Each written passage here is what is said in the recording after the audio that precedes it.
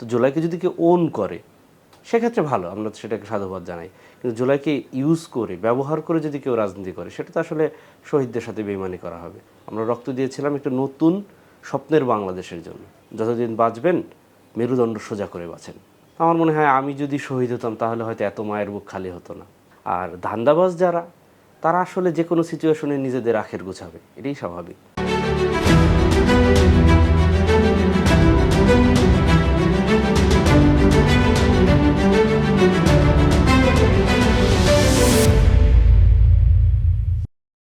সুপ্রিয় দর্শক, আপনাদের সবাইকে স্বাগত জানাচ্ছি বাণিজ্য প্রতিদিনের বিশেষ আয়োজন জুলাই স্মৃতি।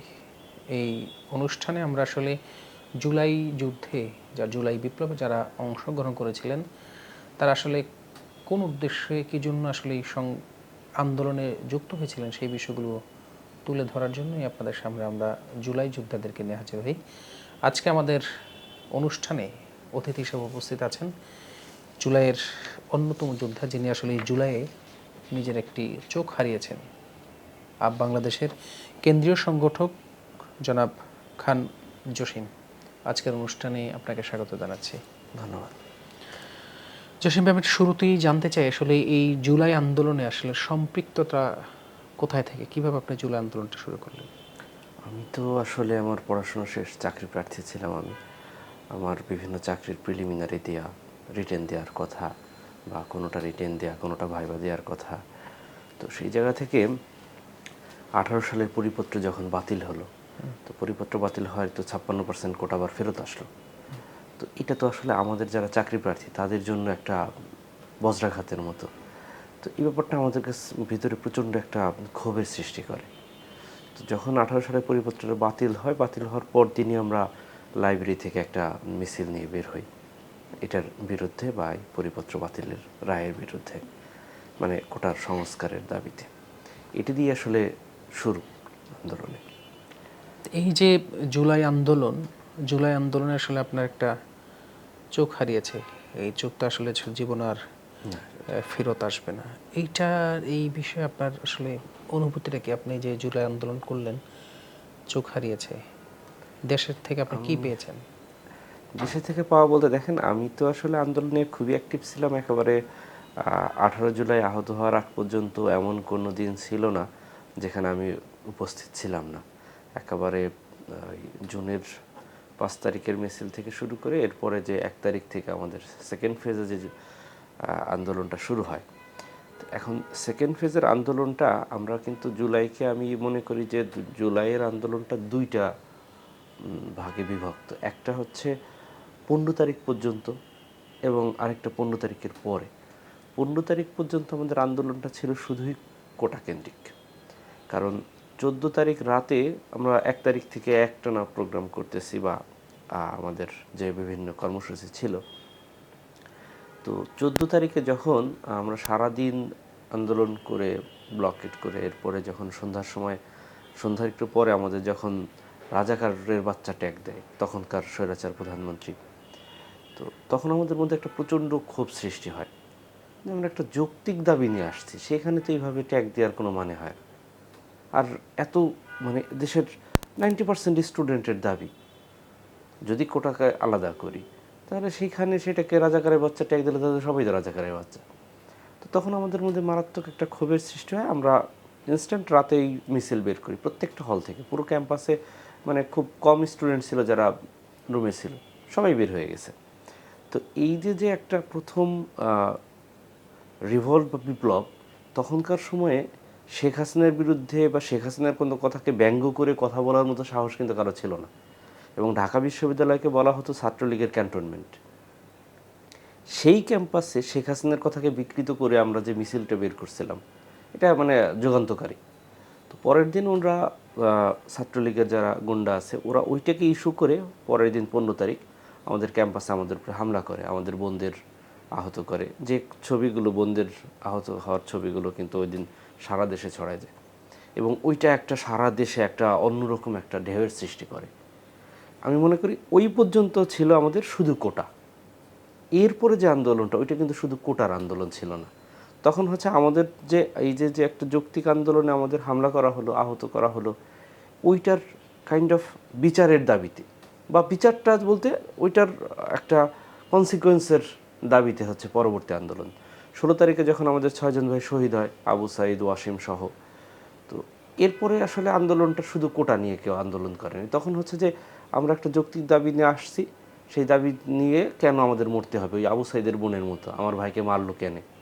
তো আমাদের দাবিটা হচ্ছে তখন এমন যে আমার ভাইদের মারা হইলো কেন। তো এরপরে আন্দোলনটা তো আসলে ওই স্বৈরাচার পতনের এবং একটা নতুন মুক্ত বাংলাদেশ দেখা।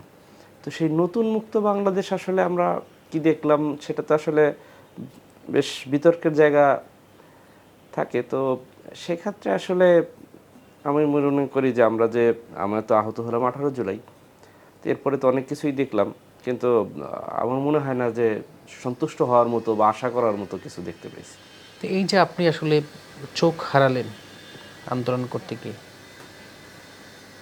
ফেসিবাদের বিরুদ্ধে দাঁড়িয়ে স্বল্প সময়ের মধ্যে আপনাদের মধ্যেই যারা সমন্বয়ক ছিলেন, এখন তারা শত শত কোটি টাকার মালিক বিভিন্ন মাধ্যমে আমরা শুনতে পাই, এবং দুদকও তাদের বিরুদ্ধে কাজ করছে। এটা আসলে আপনার কাছে কেমন লাগে ওই সময়, যে সময় আপনি এটা শুনেন? যে এটা আসলে মানে খুবই দুঃখজনক, খুবই মানে অনেকটা বিট্রেড ফিল হওয়ার মতো, যে আমি যাদেরকে বা আমরা যাদেরকে সামনে রেখে যাদের লিডিংয়ে আমরা আন্দোলন করলাম, যারা আমাদের ফ্যামিলিয়ার ফেস, তো সেই মানুষগুলোকে নিয়ে নতুন আমরা একটা বাংলাদেশের স্বপ্ন দেখলাম। আমরা যারা প্রচলিত রাজনীতির মানুষজন, তাদের নিয়ে আমাদের অতটা আক্ষেপ নাই বা হতাশা নাই, কারণ ওইভাবেই তো আমরা অভ্যস্ত। তো নতুন নেতৃত্ব, নতুন একটা আন্দোলন, এত আত্মত্যাগের আন্দোলন, এত রক্তের বিনিময়ে পাওয়া বাংলাদেশ, সেইখানে যারা এই আন্দোলনে লিডিংয়ে ছিল বা সামনে থেকে নেতৃত্ব দিল, তাদের মধ্যে থেকে কারণ আমি যদি এইরকম আমরা শুনি, তাহলে এটা তো আমাদের সাথে বিশ্বাসঘাতকতা করা হলো, আমাদের রক্তের সাথে বিশ্বাসঘাতকতা করা হলো। কারণ আমরা তো এই জন্য রক্ত দিইনি, আমরা রক্ত দিয়েছিলাম একটা নতুন স্বপ্নের বাংলাদেশের জন্য।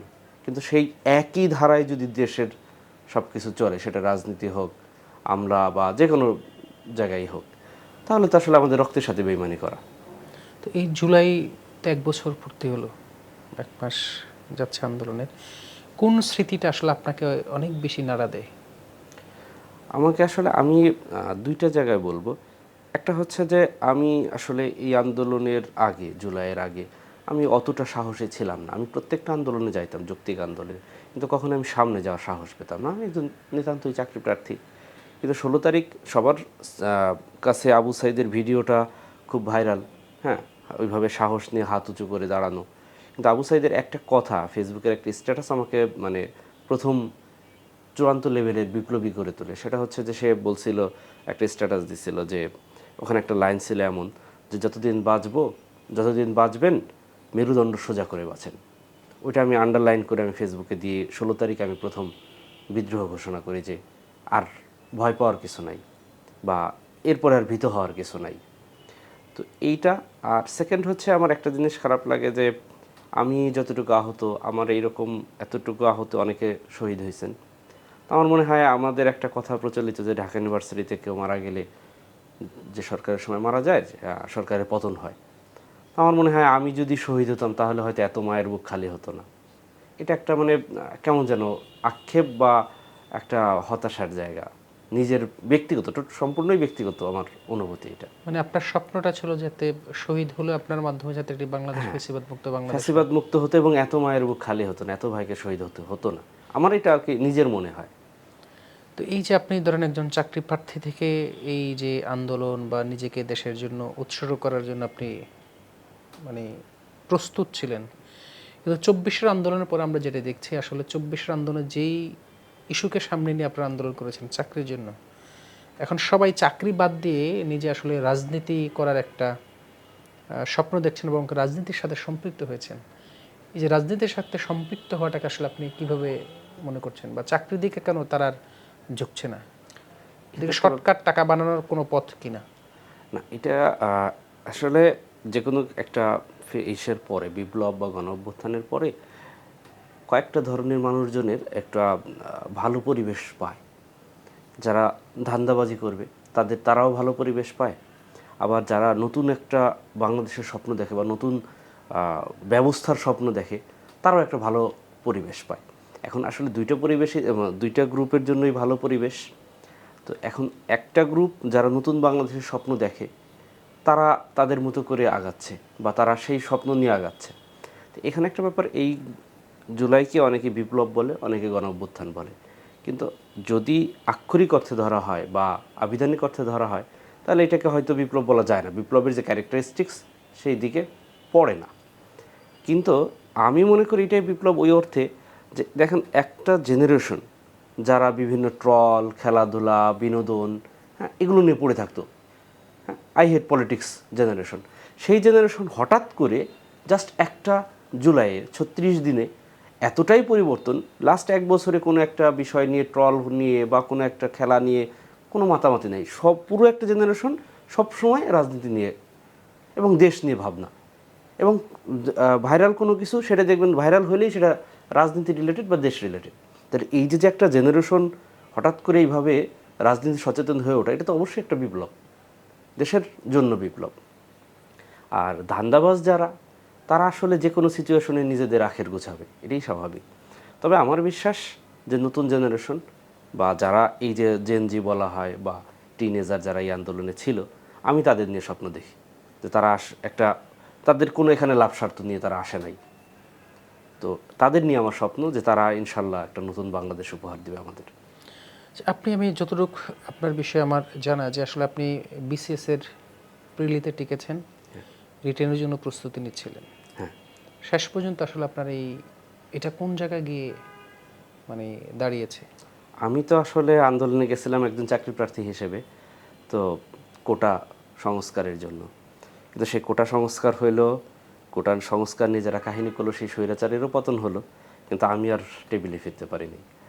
তো আমি লিখতে পারি না তো ঠিকঠাক, মানে চোখে অসুবিধা হয়, পড়তেও অসুবিধা হয়। তো আমি ছিলাম চাকরি প্রার্থী, একেবারেই পিওর চাকরি প্রার্থী, কিন্তু এখন সে কোটা সংস্কার হয়েছে, স্বৈরাচার পতন হয়েছে, কিন্তু আমি আর চাকরি প্রার্থী থাকতে পারিনি। তো এটা আসলে সরকার তো এই জুলাই আন্দোলনে যারা সম্পৃক্ত ছিল তাদেরকে বিভিন্নভাবে প্যাট্রোনাইজ করার সিদ্ধান্ত নিয়েছে বা চেষ্টা করছে। সেক্ষেত্রে কি আসলে আপনার এই দিকগুলো স্পেশাল বিবেচনা করে আপনাদের মতো যারা আসলে এই চোখ হারিয়েছে, কেউ পাও হারিয়েছে, কেউ হাত হারিয়েছে, এরকম কোনো দাবি দেওয়া বা এরকম কিছু কি আপনার আছে কিনা? এটা আসলে সরকারের কাছে তো সবাই অনেক ধরনের দাবি করে, তবে এটা আসলে যারা একেবারেই এই আন্দোলনে সবাই ছিল, কিন্তু যাদের ক্যারিয়ার এবং ধ্বংস হয়ে গেছে বা যে স্বপ্ন নিয়ে তারা জীবন কাটাচ্ছিল সেই স্বপ্ন ধ্বংস হয়ে যাওয়া বা ক্যারিয়ারের একটা বড় পরিবর্তন হওয়া, সেক্ষেত্রে নতুনভাবে তারা জীবনযাপন যেভাবে করতে চায় সেক্ষেত্রে সরকারের উচিত সেখানে প্যাট্রোনাইজ করা, যেন তাদের ক্যারিয়ারটা বা তাদের জীবনটা সেভাবে সে চালাতে পারে। তো এটা কি আসলে হচ্ছে? আপনি কি মনে করেন যে জুলাই শহীদ যারা শহীদ পরিবার বা যারা আহত হয়েছে, এই আহতদের বা আহত পরিবারদের সরকার কীভাবে খোঁজখবর রাখছে? এখানে একটু ল্যাকিংস আছে। আমি যতটুকু দেখছি যে শহীদ এবং আহত পরিবারের জন্য হ্যাঁ, আর্থিক সহায়তা যেটা দিচ্ছে বা দেওয়ার কথা অনেক দেরিতে হচ্ছে, তাও হচ্ছে। কিন্তু এই যে একটা কথা কেউ বলে না যে একটা মানুষ শুধু আর্থিক সহায়তা দিয়ে যে আজকে যে ২ চোখ হারাইছে তাকে আপনি যত টাকা দেন সেভাবে তো আসলে তার জীবনের মানে যে একটা জীবন যার যেমন জীবন ছিল সেটা তো আর সে ফেরত পাবে না, কিন্তু নতুন জীবনটা সে যেন করে অভ্যস্ত হয়ে উঠতে পারে, ওই যে সাপোর্টটা বা ক্যারিয়ার নিয়ে যে চিন্তাটা, এইটা নিয়ে কেউ কথা বলে না। এবং এটা নিয়ে সরকার খুবই খুবই রকমের বেখেয়ালি। এটা তারা হ্যাঁ আর্থিক সহায়তা দিচ্ছে, এই জুলাই যোদ্ধা ট্যাগ দিচ্ছে, মানে প্রশংসা এই সেই, কিন্তু এই যে তার পরবর্তী জীবনটা সে কীভাবে কাটাবে বা তার ক্যারিয়ারটা এখন কোন দিকে যাবে, এটা নিয়ে তেমন কোনো কনসার্ন নাই তাদের। একটা বিষয় একটু যে ধরেন ঢাকা বিশ্ববিদ্যালয়ের আন্দোলনের উত্তপ্ত একটা পরিবেশ ছিল, যে ওইখানে কফিন মিছিল, লাশ আসলে ঢুকে 17 জুলাই 17 জুলাই যে মিছিল, এইটা আসলে মানে চতুর্দিকে তো বন্ধ ছিল। আপনি তো বিশ্ববিদ্যালয়ের ছাত্র ছিলেন, বিশ্ববিদ্যালয় আন্দোলন করেছেন, এখানে আসলে এটার প্রসেসটা কীভাবে আসলে এই এতগুলো বাধার মধ্যে লাশটা কীভাবে ওখানে ঢুকানো হয়েছে, কীভাবে কফিন মিছিলটা সেখানে? ওটা ছিল প্রতীকী কফিন মিছিল, আমাদের কফিন ছিল। তো এটা তো আসলে আমাদের মধ্যে ওই সময় একটা ভয়াবহ রকমের উত্তেজনা আমাদের মধ্যে। আমরা ওই সময়ে আমি যতটুকু দেখছি জুলাইতে আমাদের যে সাহস কাজ করছে ওইটা আমি আমার বিগত যত বছর মানে বয়স যতটুকু হয়েছে কখনো এতটা সাহস কাজ করে নাই। তো আমরা আসলে হল থেকে যখন সবাই মিলে আসলাম বিভিন্ন হল থেকে কফিন মিছিলে, তো কফিন মিছিলটা আসলে সম্পূর্ণ স্বতঃস্ফূর্ত এবং অনেকে জানতো না যে কে কফিন নিয়ে আসতেছে বা কারা আয়োজন করতেছে, সবাই স্বতঃস্ফূর্তভাবে এসে দাঁড়ায় গেছে জানা যায়, মানে ভিসি চত্বরে যে কফিন মিছিলটা হয়। এবং এখানে এই যে বিভিন্ন রাজনৈতিক দল যদি বলি, ছাত্র সংগঠন, শিবির, ছাত্রদল, এদের একটা ভয়াবহ অবদান ছিল, অসামান্য অবদান ছিল।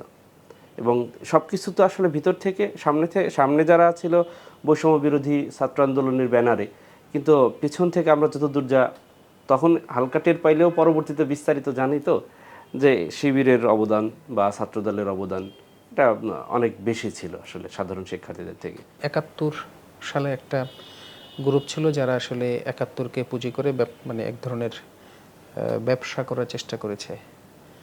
জুলাইয়ে আমরা এরকম জুলাই আন্দোলনের পরেও আমরা একই জিনিস আসলে দেখতে পাই, এরকম অভিযোগ সব মহলেই আছে। আপনি আসলে কি সেটা মনে করেন যে কেউ এটাকে পকেটে ভরার চেষ্টা করছে?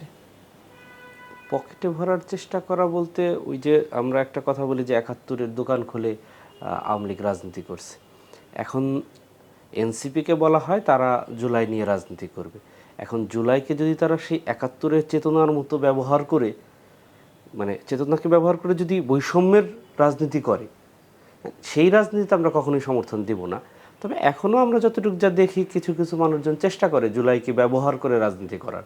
তো জুলাইকে যদি কেউ ওন করে সেক্ষেত্রে ভালো, আমরা সেটাকে সাধুবাদ জানাই। কিন্তু জুলাইকে ইউজ করে, ব্যবহার করে যদি কেউ রাজনীতি করে, সেটা তো আসলে শহীদদের সাথে বেইমানি করা হবে।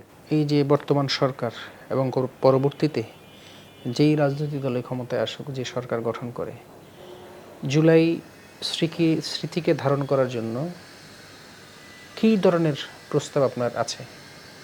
আমি একটা কথা বলেছিলাম শিক্ষা মন্ত্রণালয়কে উদ্দেশ্য করে, যে আমাদের স্কুল কলেজগুলোতে, কারণ এই আন্দোলন আমি দেখছি আমার গ্রামের খুবই অজপাড়া গায়ের একটা গ্রাম, সেই গ্রামের ক্লাস 4-এর একটা বাচ্চা সে হাসিনাকেও খুবই বিশ্রী রকমের গালাগালি করতেছে, গ্রামের বাচ্চারা যেটা করে। তো আমি জিজ্ঞেস করছিলাম যে তুমি এমন কেন করতেছ? তখন ও বলতেছিল যে ভাই আমার ভাইদের মারা হয়েছে। তার মানে সে এটাকে ওন করে যে আন্দোলনটা আমার, আন্দোলনে যারা মারা গেছে তারা আমার ভাই। কতটুকু বাচ্চা, ক্লাস 4-এর। তো আমি বলছিলাম যে এদেরকে এই যে জুলাই, এদেরকে আসলে জুলাইয়ের সাথে সম্পৃক্ত করার যে ব্যাপারটা, যেটা আমি বলছিলাম যে এমন হয় যে প্রতিটা স্কুলে জুলাইয়ে প্রতি বছর ম্যাগাজিন বের করবে, সাংস্কৃতিক অনুষ্ঠান করবে, বিভিন্ন ধরনের প্রতিযোগিতা হবে, হ্যাঁ, নাটক, গান, কবিতা যে ধরনের হয়। তো এতে হতো কি, ওদের প্রতি বছর জুলাই নিয়ে সাহিত্য, নিজেদের কিশোর সাহিত্য রচনা হতো, নিজেদের মধ্যে বিভিন্ন বিষয়ে প্রতিযোগিতা হতো, মানে জুলাইকে একটা উদযাপন টাইপ, শহীদদেরকে স্মরণ করা। এই ব্যাপারটা হলে হতো কি, পূর্ব দেশের সব শিক্ষার্থী জুলাইকে প্রতি বছর তাদের মধ্যে একটা রিভাইভ হতো, ভিভিড হতো। তো এটা এখন দেখা যাক তারা কোনটা কী করে। আপনার মূল্যবান সময় থেকে এতক্ষণ আমাদেরকে সময় দেওয়ার জন্য আন্তরিক শুভেচ্ছা এবং অভিনন্দন জানাচ্ছি। ধন্যবাদ। সুপ্রিয় দর্শক, আমরা এতক্ষণ দেখছিলাম জুলাই আন্দোলনে আসলে যিনি সরাসরি অংশগ্রহণ করে নিজের একটি চোখে হারিয়েছেন, নতুন বাংলাদেশের স্বপ্ন দেখছেন, যেই বাংলাদেশে কোনো ধরনের বৈষম্য থাকবে না, সবাই সবার অধিকার নিয়ে বাঁচতে পারবে, সবাই মিলে একটি সুখী সমৃদ্ধ বাংলাদেশ গড়ে তুলবে। আমাদের আজকের অনুষ্ঠানে অতিথি ছিলেন খান জসিম, সংগঠক আপ বাংলাদেশের কেন্দ্রীয় কমিটির। একই সাথে জুলাই যোদ্ধা হিসেবে তিনি নিজের চোখকে দেশ এবং জাতির জন্য বিলীন করে দিয়েছেন। এতক্ষণ আমাদের সাথে থাকার জন্য আপনাদের সবাইকে ধন্যবাদ, এবং পরবর্তী যারা দেখবেন তাদেরকেও ধন্যবাদ জানিয়ে আজকের মতো এখানে বিদায় নিচ্ছি। আবারও অন্য কোনো অতিথি নিয়ে আপনাদের সামনে হাজির হব। সেই পর্যন্ত ভালো থাকবেন, সুস্থ থাকবেন। আল্লাহ হাফেজ। ইউএফটি ফার্স্টের সাথে ট্রেড করুন যে কোনো জায়গা থেকে। ক্যাম্পাসে ক্লাসের ফাঁকে, ঢাকার জ্যামে বসে কিংবা ঘরে বসে, ট্রেডিং এখন হাতের মুঠোয়। তাই ট্রেড করুন যখন খুশি, যেখানে খুশি।